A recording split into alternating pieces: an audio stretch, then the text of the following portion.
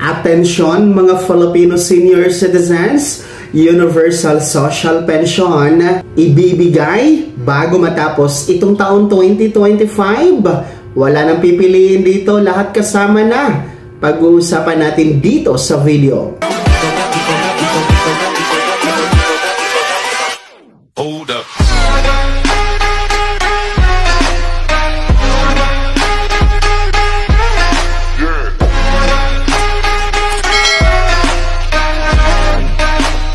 Hello mga ka-vlogs! Welcome dito sa aking YouTube channel. Magandang araw po sa lahat ng mga manonood. Saan po kayong dako sa mundo?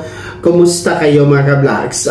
Eto, makinig kayo mga lolo at lola. Ang Universal Social Pension ibibigay bago matapos itong taon 2025. Wala na pong pipiliin dito, lahat kasama na. Ang buong detalye pag-uusapan natin dito sa video. Pero kung bago ka pa lang dito sa aking channel o di kaya di ka pa nakasubscribe, i-click niyo muna ang subscribe button na nasa baba. So eto po, no, makinig kayo mga lolo at lola. Ang Universal Social Pension ay ibibigay nga ba bago matapos itong 2025? Ito ba ay magiging batas at mai-implement bago matapos ang taon na ito? Dahil lahat po makikinabang na dito sapagkat wala na nga pong pipiliin kapag i-implement na po itong nasabing Universal Social Pension.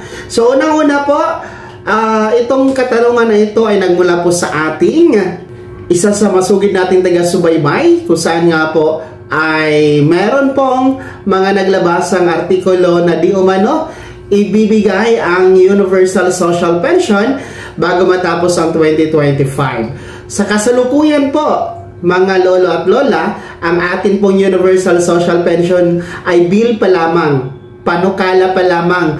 At ngayon ay nasa Senado pa yan, nakabinbin, no? So, hindi pa po yan lusot sa Senado at hindi pa po yan isang ganap na batas. So, maliwanag na maliwanag po yan. Ang latest update nga po ay, nagkaroon naman po ng hearing, no? Diyan sa Senado regarding dito sa Universal Social Pension Bill sa pangunguna po ni Senator Risa Hontiveros at Senator Erwin Tolfo.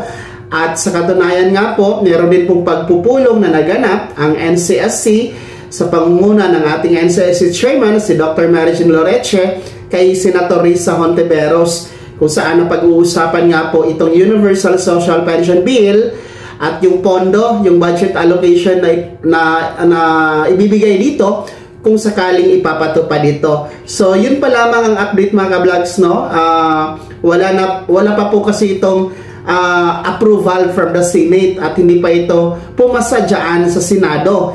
So, kahit pa paano, gumagalaw naman po siya sa hanay ng Senado at meron naman po mga development at sa tingin po naman natin ay positibo po ang magiging tugon dito ng ating mga mambabatas dyan sa Senado at ang ating Marcos administration.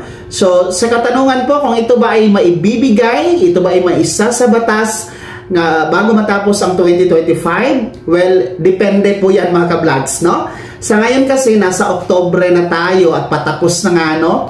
At November na. Naka-session break ngayon ang Congress.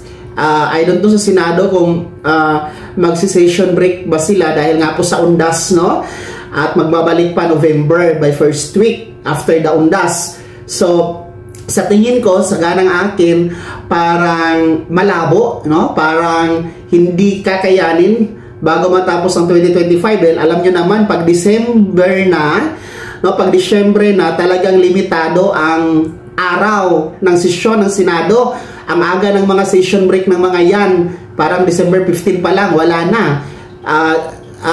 Close na yung Senado by January na magbabalik. So sa tingin ko, hindi siya kakayanin at hindi talaga maibibigay at maisa sa batas ang Universal Social Pension Bill bago matapos ang 2025, no? Kaya wag kayong maniwala sa mga nagsasabi na ito ay ipamamahagi na, no, bago matapos ang taon na ito. Yan po ay nasa 50-50 pa lamang, pero nasa mas malapit na tsansa na hindi talaga mangyayari sa taon na ito, mga ka-vlogs. Antayin na lamang po natin, siguro kakayanin naman siguro ito bago matapos ang 20th Congress, no? Ibig sabihin ng 20th Congress, 3 taon ito mga ka-vlogs, bago bumaba si Pangulong Marcos ngayong 2028, siguro naman kakayanin ito, no? Sana naman, no? At napakagandang panukala ito na magiging batas dahil wala nang pipiliin dito, mayaman o mahirap, may pensyon o wala, no? May kaya o wala, lahat kasama na dito. Basta 60 years old pataas, bibigyan ng gobyerno ng tig 1,000 pesos pension, buwanan po yan para sa lahat ng mga Filipino senior citizen. Uulitin ko ha mga ka-vlogs, mga lolo at lola, ang ating Universal Social Pension ay panukala pa lamang, nasa Senado pa lamang at hindi pa ganap na batas. Kaya naman mga Filipino senior citizen, ano po yung komento at reaksyon sa balitang ito? Ano po ang inyong pananaw dito sa Universal Social Pension Bill?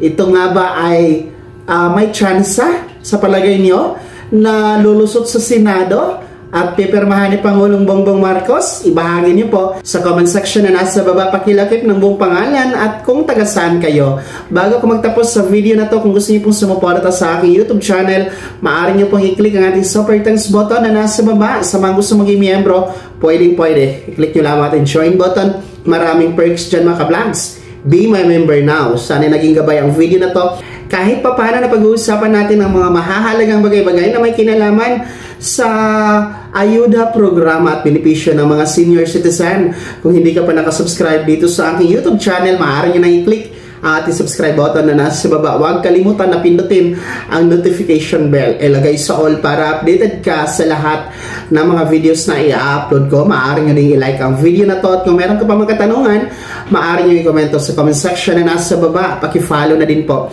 ang aking official Facebook page na nasa screen nyo. Muli po, ako si Daniel Timpawa na nagsasabing dito sa aking YouTube channel, pawang katotohanan at lahat totoo lamang.